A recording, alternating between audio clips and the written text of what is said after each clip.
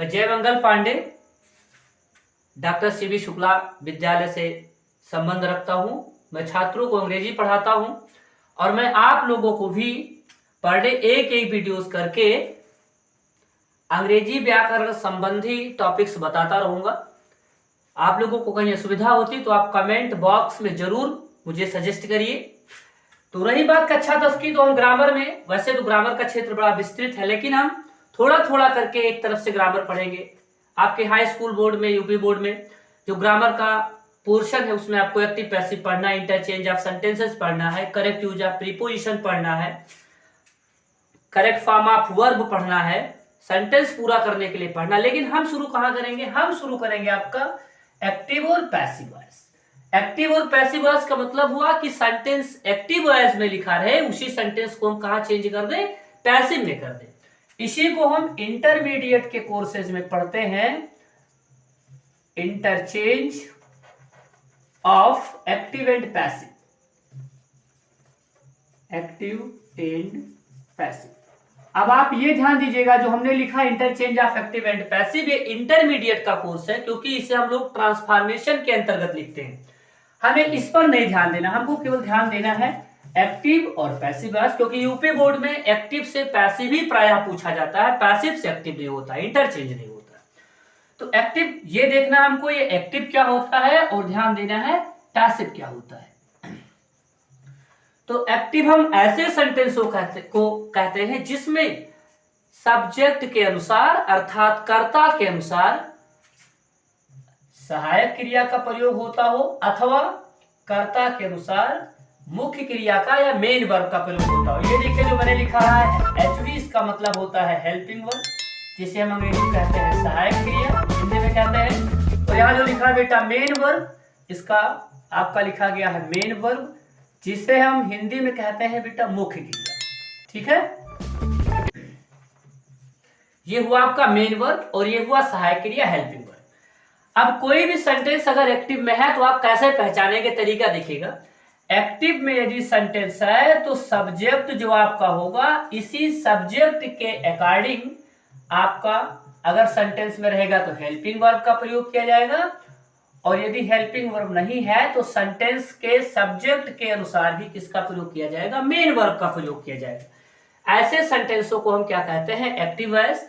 जबकि जो पैसिव होता है बेटा, एक्टिव का अपोजिट अर्थात एक्टिव का उल्टा, अर्थात जिस सेंटेंस में आप लोगों ने हेल्पिंग वर्ब और मेन वर्ब का प्रयोग अकॉर्डिंग टू सब्जेक्ट किया, उसे हम लोगों ने एक्टिव माना। तो इसका अपोजिट क्या हुआ कि जिस सेंटेंस में हम लोग according to object helping verb और किसका प्रयोग करते हैं बेटा? मेन वर्ब का प्रयोग करते हैं, तो इसे हम लोग क्या मान लेते हैं? पैसिव। साधारण शब्दों में आप ये जान लीजिए, मेरे कहने का मतलब है सिंपल सा मान लीजिए कि एक्टिव क्या होता है कि जो किसी सेंटेंस में हेड हो और उसके अनुसार हेल्पिंग वर्ब और मेन वर्ब का प्रयोग किया जाए तो वो एक्टिव हुआ। लेकिन यदि किसी सेंटेंस का कोई क्या हो, गौड़ हो, हेड ना हो, और उसको आगे रख के उसके अनुसार हेल्पिंग वर्ब और मेन वर्ब का प्रयोग कर दिया जाए, वो क्या कहलाता है? पैसिव कहलाता है। अब आगे हम देखेंगे, ये हुआ एक्टिव और पैसिव। जैसे मैं आपको एक एग्जांपल बना के दिखा देता हूं, अभी रूल्स नहीं बताऊंगा, पहले आप देख लीजिए एक्टिव होता क्या और पैसिव। जैसे लिखा गया राम सेल्स बुक्स, लिखा है राम सेल्स बुक्स, इसको पैसिव बना रहे हैं हम लोग। Books are sold by Ram. अब आप ध्यान दीजिएगा, ये लिखा गया सेंटेंस एक्टिव में और ये लिखा गया है पैसिव। यहां देखिए जो सेल्स लिखा है बेटा, ये राम के अनुसार, क्योंकि ये सिंगुलर तो ये भी सिंगुलर। और यहां देखिए ये क्या है? बुक्स, ये आपका ऑब्जेक्ट है, ये आपका मेन वर्ब है और ये आपका सब्जेक्ट है। पहले वाले सेंटेंस में राम के अनुसार सेल्स लिखा गया, लेकिन दूसरा सेंटेंस देखिए, यहाँ बुक्स बहुवचन है और यहाँ बुक्स क्या था? ऑब्जेक्ट था, और बुक्स के अनुसार ही हम लोगों ने क्या लिखा है? बहुवचन होने के नाते हेल्पिंग वर्ब आर का प्रयोग किया। अर्थात जहां राम हेड था या राम की प्रधानता थी उसको हमने एक्टिव माना, और जहां हमने ऑब्जेक्ट को आगे कर दिया अर्थात बुक्स की प्रधानता हो गई, उसे हम लोगों ने क्या कहा, पैसिव वॉइस कहा। अर्थात कोई ऐसा सेंटेंस जिसमें, कोई भी सेंटेंस आप मान लीजिए जिसमें क्या हो, कर्ता की प्रधानता हो, उसे हम लोग एक्टिव वॉइस कहते हैं। और ऐसा कोई सेंटेंस जिसमें कर्म की प्रधानता हो, उसे हम लोग क्या कहते हैं, पैसिव कहते हैं। एक्टिव का मतलब होता है कि सेंटेंस में हेल्पिंग वर्ब, मेन वर्ब, जो कुछ भी है अकॉर्डिंग टू सब्जेक्ट होगा, और पैसिव में हेल्पिंग वर्ब अथवा main verb according to object होगा। अब दूसरी शर्त यह है कि सेंटेंस में हम लोग, जो भी सेंटेंस आपको मिलेगा, तो वो सेंटेंस कहां मिलेगा, हिंदी में मिलेगा कि इंग्लिश में मिलेगा, क्योंकि हमको करना क्या है, एक्टिव से पैसिव कन्वर्ट करना है, एक्टिव टू पैसिव कन्वर्ट करना है। तो एक चीज आपको एक बात विशेष रूप से माइंड में रखनी है कि जो भी सेंटेंस मिलेगा एक्टिव, वो हमेशा इंग्लिश में ही लिखा रहेगा, हिंदी में नहीं करना है आपको कुछ। इंग्लिश में लिखे गए एक्टिव सेंटेंस को पैसिव में आपको इंग्लिश में ही कन्वर्ट कर देना। तो इसके लिए जो पहली कंडीशन वो ये है कि इंग्लिश में जो भी सेंटेंस लिखा है उसे आप लोग पहचानना सीख लीजिए। जैसे आपका प्रेजेंट इंडेफिनिट हुआ, प्रेजेंट कंटीन्यूअस हुआ, परफेक्ट हुआ, प्रेजेंट परफेक्ट हुआ, प्रेजेंट परफेक्ट कंटीन्यूअस हुआ। इससे अगर आप लोग पहचानते हैं तब तो ट्रांसफॉर्मेशन संभव, एक्टिव टू पैसिव होगा, अन्यथा संभव नहीं है। दूसरी शर्त हमको ये देखना है कि सेंटेंस को एक्टिव से पैसिव में कन्वर्ट करते समय हमको क्या क्या चाहिए, किन किन वस्तुओं की आवश्यकता पड़ेगी सेंटेंस में हमें। जैसे मैंने आपसे कहा, हम थोड़ी देर के लिए मान लेते हैं हमको चाय बनानी हो। चाय बनाने के लिए आपके पास दूध होना चाहिए, पानी होना चाहिए, चीनी होना चाहिए, चाय की पत्ती होना चाहिए। लेकिन हम आपको दूध भी दे देते हैं, दूध भी आपके पास हो, चीनी भी आपके पास हो, पानी भी आपके पास हो, सारी व्यवस्थाएं हो, लेकिन एक छोटी चीज, अगर चाय की पत्ती नहीं है तो वो बेटा चाहे जो भी आप डाल दो उसे लोग चाय नहीं मानेंगे, पानी ही पानी मानेंगे या दूध मान लेंगे, लेकिन इतना ध्यान दीजिएगा उसे लोग चाय नहीं मानेंगे। उसी तरह से अगर सेंटेंस में इंपरेटिव सेंटेंस को छोड़ दिया जाए, तो हमें अगर सेंटेंस को पैसिव में कन्वर्ट करना है तो क्या होना चाहिए, सब्जेक्ट होना चाहिए, मेन वर्ब होना चाहिए और ऑब्जेक्ट। ये तीन तो मिनिमम आपको मिलना चाहिए, तभी किसी सेंटेंस को हम लोग पैसिव में कन्वर्ट कर पाएंगे, अन्यथा ये सेंटेंस एक्टिव से पैसिव में कन्वर्ट नहीं होगा। इसी का जो वर्ब आता है बेटा, जो मेन वर्ब मैंने लिखा, इसी को हम लोग दूसरे शब्दों में पढ़ते हैं कि ट्रांजिटिव वर्ब और इंट्रांजिटिव वर्ब। दूसरे शब्दों में हम ये मान सकते हैं बेटा कि जो इंट्रांजिटिव वर्ब होता है उस सेंटेंस का पैसिव संभव नहीं है, अर्थात जिस सेंटेंस में ऑब्जेक्ट ना हो सेंटेंस का पैसिव नहीं बनेगा। ट्रांजिटिव अर्थात सकर्मक और क्रिया होती है, यह सकर्मक, और इंट्रांजिटिव अकर्मक अर्थात जिसमें कर्म ना पाया जाए और जिसमें कर्म पाया जाए।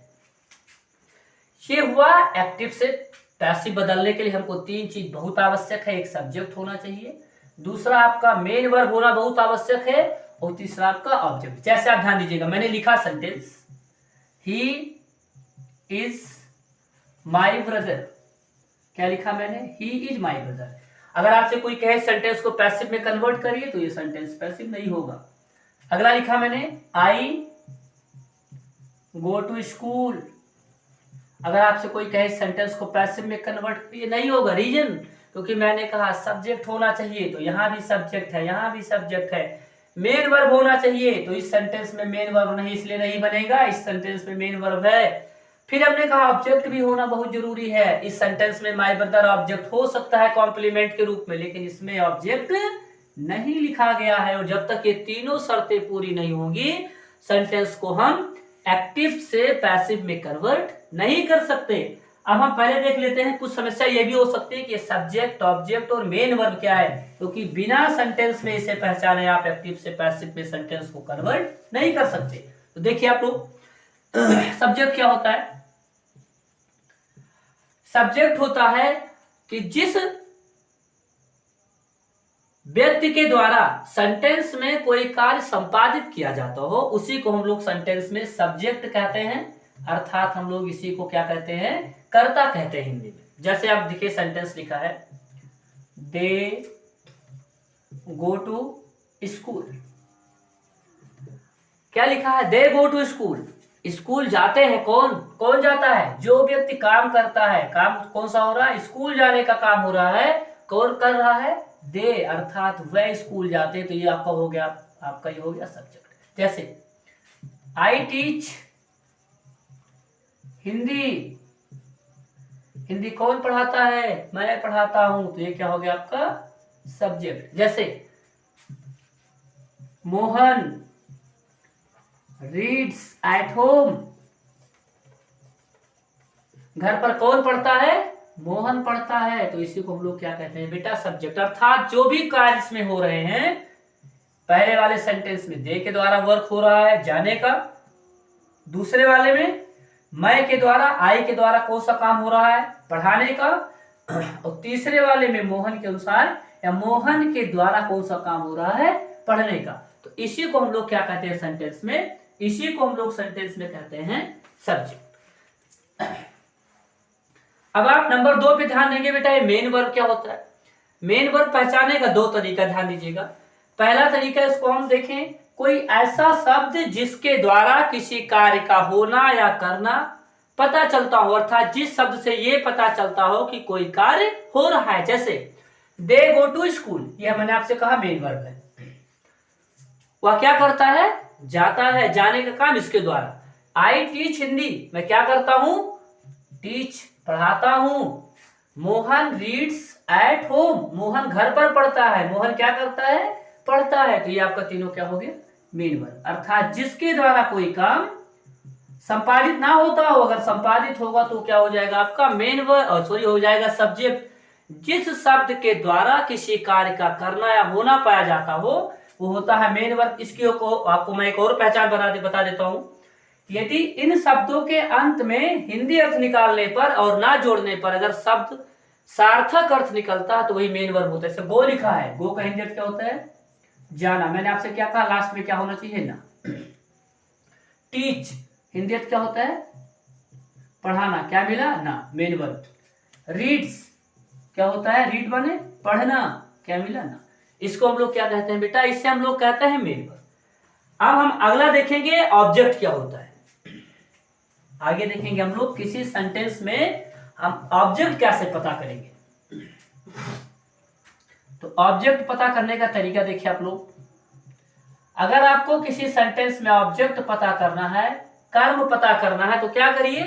वर्ब के पहले आप क्या करिए? क्या पूछिए। जैसे वर्ब के पहले क्या पूछिए?